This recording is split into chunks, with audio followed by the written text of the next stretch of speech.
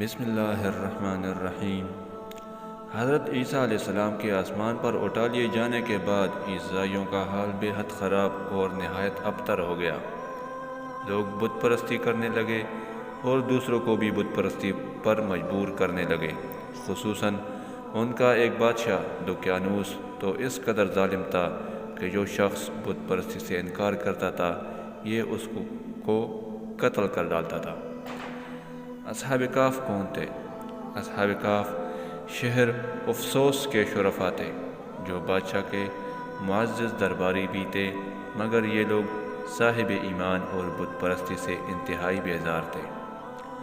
دقیانوس کے ظلم و جبر سے پریشان ہو کر یہ لوگ اپنا ایمان بچانے کے لیے اس کے دربار سے بھاگ نکلے اور قریب کے پہاڑ میں ایک غار کے اندر پناہ گزین اور سو گئے، تو 300 برس سے زیادہ عرصے تک اسی حال میں سوتے رہ گئے۔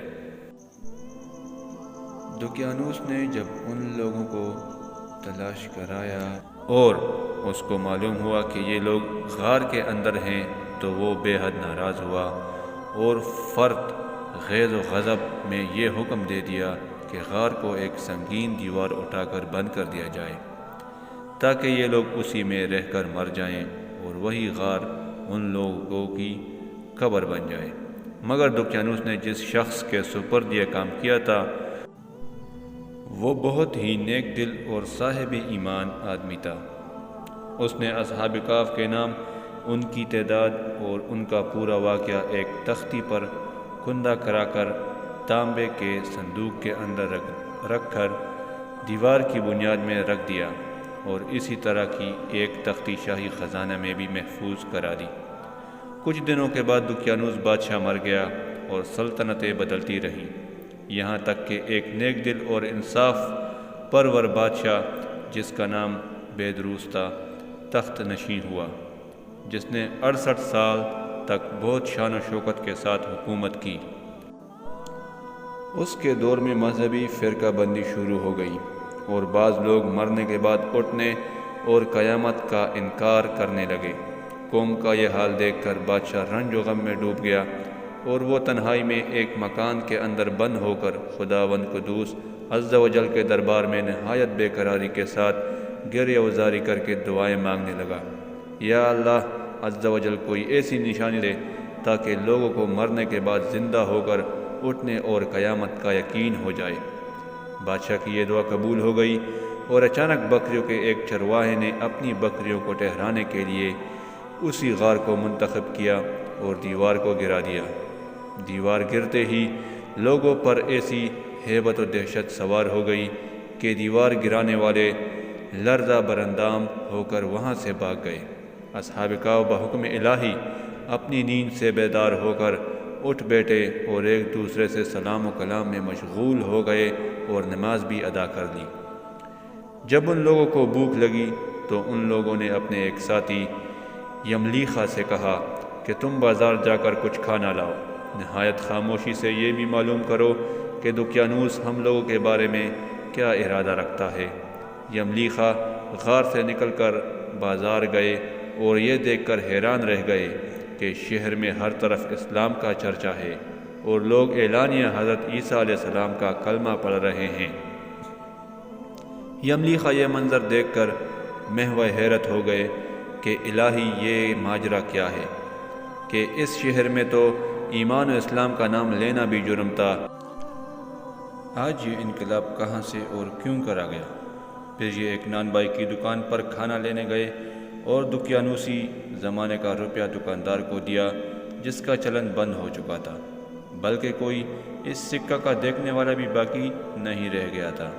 دکاندار کو شبہ ہوا کہ شاید اس شخص کو کوئی پرانا خزانہ مل گیا ہے، چنانچہ دکاندار نے ان کو حکام کے سپرد کر دیا اور حکام نے ان سے خزانے کے بارے میں پوچھ گچھ شروع کر دی اور کہا کہ بتاؤ خزانہ کہاں ہے؟ یملیخا نے کہا کہ کوئی خزانہ نہیں ہے، یہ ہمارا ہی روپیہ ہے۔ حکام نے کہا کہ ہم کس طرح مان لیں کہ یہ روپیہ تمہارا ہے؟ یہ سکہ 300 برس پرانا ہے اور برسوں گزر گئے کہ اس سکہ کا چلن بند ہو گیا اور تم ابھی جوان ہو، لہذا صاف صاف بتاؤ کہ عقدہ حل ہو جائے۔ یہ سن کر یملیخا نے کہا کہ تم لوگ یہ بتاؤ کہ دقیانوس بادشاہ کا کیا حال ہے۔ حکام نے کہا کہ آج روئے زمین پر اس نام کا کوئی بادشاہ نہیں ہے۔ ہاں، سینکڑوں برس گزرے کہ اس نام کا ایک بے ایمان بادشاہ گزرا ہے جو بت پرست تھا۔ یملیخا نے کہا کہ ابھی کل ہی تو ہم لوگ اس کے خوف سے اپنے ایمان اور جان کو بچا کر بھاگے ہیں۔ میرے ساتھی قریب ہی کے ایک غار میں موجود ہیں، تم لوگ میرے ساتھ چلو، میں تم لوگوں کو ان سے ملا دوں۔ چنانچہ حکام اور عمائدین شہر کثیر تعداد میں اس غار کے پاس پہنچے۔ اصحاب کہف یملیخا کے انتظار میں تھے۔ جب ان کی واپسی میں دیر ہوئی تو ان لوگوں نے یہ خیال کر لیا کہ شاید یملیخا گرفتار ہو گئے، اور جب غار کے منہ پر بہت سے آدمیوں کا شور و غوغا ان لوگوں نے سنا تو سمجھ بیٹھے کہ غالباً دقیانوس کی فوج ہماری گرفتاری کے لیے آن پہنچی ہے۔ تو یہ لوگ نہایت اخلاص کے ساتھ ذکر الہی اور توبہ و استغفار میں مشغول ہو گئے۔ حکام نے غار پر پہنچ کر تانبے کا صندوق برآمد کیا اور اس کے اندر سے تختی نکال کر پڑھا تو اس تختی پر اصحاب کہف کا نام لکھا تھا، اور یہ بھی تحریر تھا کہ یہ مومنوں کی جماعت اپنے دین کی حفاظت کے لیے دقیانوس بادشاہ کے خوف سے اس غار میں پناہ گزین ہوئی ہے۔ تو دقیانوس نے خبر پا کر ایک دیوار سے ان لوگوں کو غار میں بند کر دیا ہے۔ ہم یہ حال اس لیے لکھتے ہیں کہ جب کبھی بھی یہ غار کھلے تو لوگ اصحاب کہف کے حال پر مطلع ہو جائیں۔ حکام تختی کی عبارت پڑھ کر حیران رہ گئے، اور ان لوگوں نے اپنے بادشاہ بیدروس کو اس واقعہ کی اطلاع دی۔ فوراً ہی بیدروس بادشاہ اپنے امرا اور عمائدین شہر کو ساتھ لے کر غار کے پاس پہنچا۔ تو اصحاب کہف نے غار سے نکل کر بادشاہ سے معانقہ کیا اور اپنی سرگشت بیان کی۔